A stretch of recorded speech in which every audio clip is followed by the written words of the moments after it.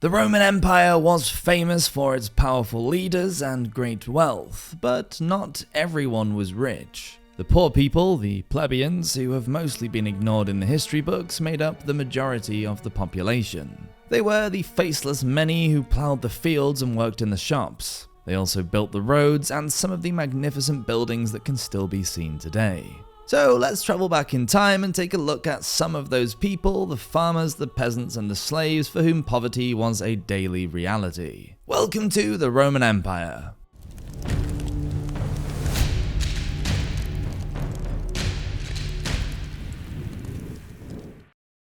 In Rome, enormous amounts of money were spent on constructing forums, temples, and other monumental buildings that beautified the city. The rich patricians built palaces and domus in the city and villas they could retreat to in the countryside. But the architecture and sculptures were all about the glorification of the empire. The other side of Rome was far less glamorous for the majority of its citizens. At the same time, little was spent on improving the living conditions of the poor. What we would call a house of multiple occupation today, the Romans called insulae. These early tenement buildings were tall and badly constructed with several stories with a courtyard and corridors that led to the apartments. There were usually shops at street level with cellars beneath, and the poorest people would live on the floors above. There was no heating, they were poorly lit, and there was no sewage system, no running water, and little chance of escaping in the event of a fire. These multi-story residential buildings usually had windows facing the street with iron security bars, making them dark and dingy places. For those tenants who could afford it, murals might be painted on the walls of their apartment, which was just one room, to brighten up the living space. They were overcrowded, dangerous, and unsanitary places. In many cities and towns that were lucky enough to have their own aqueducts, such as Pompeii, there were dozens of public fountains. Pompeii had around 40 on the city streets, and they weren't just a place to collect water for washing, cooking, and drinking either. These fountains, many of them with decorated spouts, were an important meeting place where the people could come together and swap news and gossip. There was often a street shrine near the fountain, usually a small altar in an alcove or niche, where people could make offerings or sing songs together. Agricultural tools have also been found in the small houses and shops of Pompeii, so there were likely agricultural workers or farm laborers in the city. Many peasants who worked the farms in southern Italy lived in towns some distance from their place of work. The farms were generally small there and scattered around the countryside haphazardly. The majority of people across the Roman Empire were peasant farmers who mostly relied on their families for labor. Some communities were owned by wealthy residents, and tenants or laborers worked on their estates. Every year across the empire, thousands of veterans who had been discharged from the legions were given 20 aegura, or 12.5 acres of tax-free arable land on the condition that their sons followed them into the Roman army. Settlers were a vital part of the expansion program across the empire, and tax revenue from agriculture was needed for it to survive. Each family was given an allotment of about 6 acres, only just large enough to produce the wheat needed for their subsistence. They must have supplemented their income by working on other nearby farms or selling crafts. Rome was not interested in creating a rich peasant, that would have upset the political classes, but rather a set of subsistence farmers. Wanting the Latin colonies to remain the most dominant and richest areas, the peasants there were given much larger plots of land, some as big as 50 aegera. It was always the poor who suffered during natural disasters. Edessa in Mesopotamia was one of the richest cities in the Roman East and was surrounded by arable farming. In 500 AD, a swarm of locusts stripped the farmlands of wheat. As if that wasn't bad enough, then a later harvest of millet failed. It was a catastrophe for the poor. The price of bread skyrocketed, and people had to sell what little they owned to buy food. Some tried to survive by eating roots and leaves, but many left the region or migrated to the cities like Edessa. Homeless and sleeping rough, they begged and slept in the colonnades and streets, howling night and day from the pangs of hunger. So many died from disease and cold during the winter nights that collecting and burying the bodies became a huge problem. Even in areas of prosperity and development, there were people at the bottom of society who had miserable lives. In Roman Egypt, which was one of the richest provinces in the empire, newborn children would be abandoned in rubbish dumps filled with excrement and debris.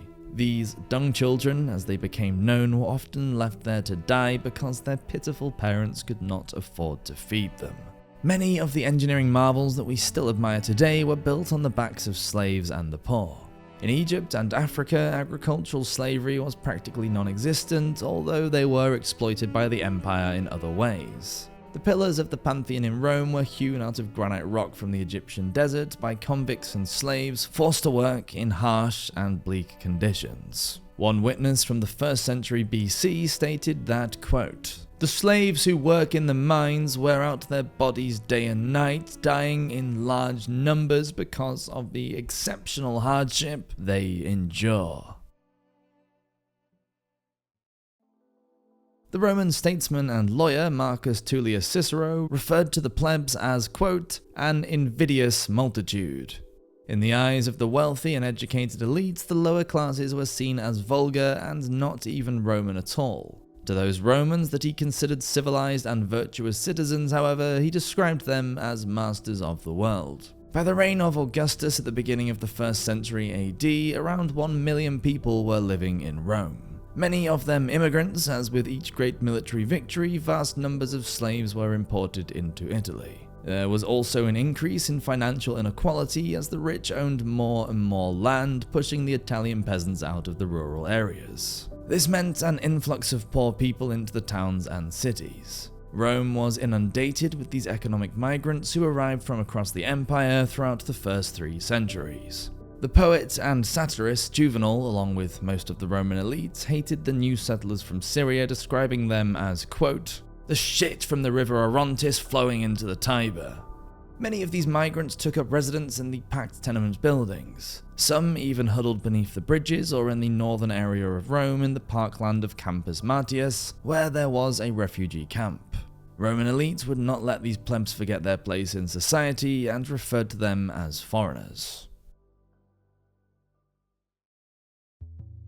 These wealthy Romans, who saw themselves as civilized and virtuous, believed the urban plebeians to be nothing better than violent and irrational barbarians. Juvenal described a meeting with a drunken plebeian in Book 3 of his collection, Satires, quote, "Where have you sprung from?" the plebeian said. "What a stench of beans and sour wine! I know your sort. You've been here with some cobbler friend, eating a boiled sheep's head and spring onions. What, nothing to say? Speak up or I will kick your teeth in." However, the elite themselves weren't adverse to resorting to a bit of violence when it suited them. The father of the imperial physician Galen told his friends to refrain from smacking their servants in the mouth, not out of concern for the servant, but because of the risk posed to themselves. After all, he warned, you might cut your knuckles on their teeth, or even worse, you might be overcome by irrational anger and lose your dignity. No, they believed the best way to discipline a servant was to thrash them with a stick in a controlled manner. The plebeians hated their self-styled betters just as much and had little sympathy for their plight, especially when Emperor Maximus Thrax hounded the elite for their money because he needed to fund a war in the north. The historian Herodian stated that, quote, "Disasters that occur to those who are apparently fortunate and rich do not concern the common people and sometimes even cause pleasures to certain worthless, malicious individuals because they envy the powerful and prosperous."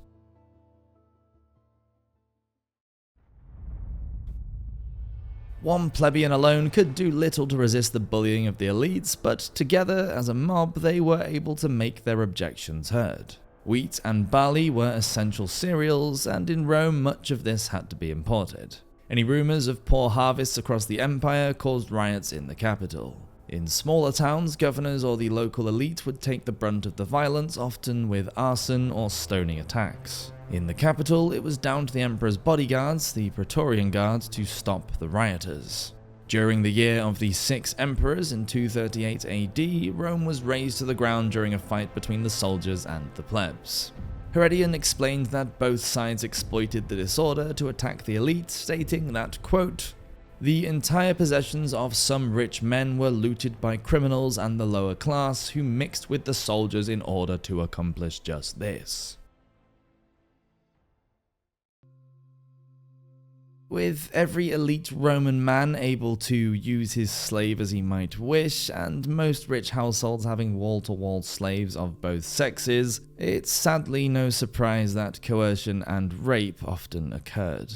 There was no such thing as hetero or homosexuality, and many enjoyed the company of one, the other, or both genders without judgment. It was quite acceptable for an elite man to have sex with another man or woman of his class. Gender was unimportant. But what did matter was whether a man was passive or active during the act. Being passive was considered effeminate and would taint a man's reputation. Any plebeian male who had formerly been a slave and available for sexual degradation by their master was seen as damaged goods because they would have been forced to be passive during sex. Seneca the Elder explained that, quote, "Shameful sexual behavior was criminal in a freeborn person, a necessity in a slave, and a duty in an ex-slave." The Roman elite believed the plebs worshipped bizarre gods and had untold bizarre superstitions. They believed it was bad luck to stub their toe, hear the caw of a crow or the squeak of a mouse, or meet a eunuch or a monkey. They consulted strange astrologers in the marketplace who used cheese to foretell the future. The most hated of all were the Christians, who only believed in their own god and were therefore seen as atheists. They were said to gather together in strange secret ceremonies where a dog was tied to a lampstand, and when a piece of meat was thrown to the dog, it would pull over the lamp to get the food and plunge the room into darkness. Then the Christians could engage in incestuous relations. In reality, Christians probably met at night to avoid the authorities who regarded their kind as cultists. But who knows? Don't knock it until you tried it. Thank you so much for watching this episode of the Roman Empire. Please do consider subscribing to the channel, as we do release videos every week and we do really appreciate the support. So until next time, hope everyone has an amazing week. Cheers!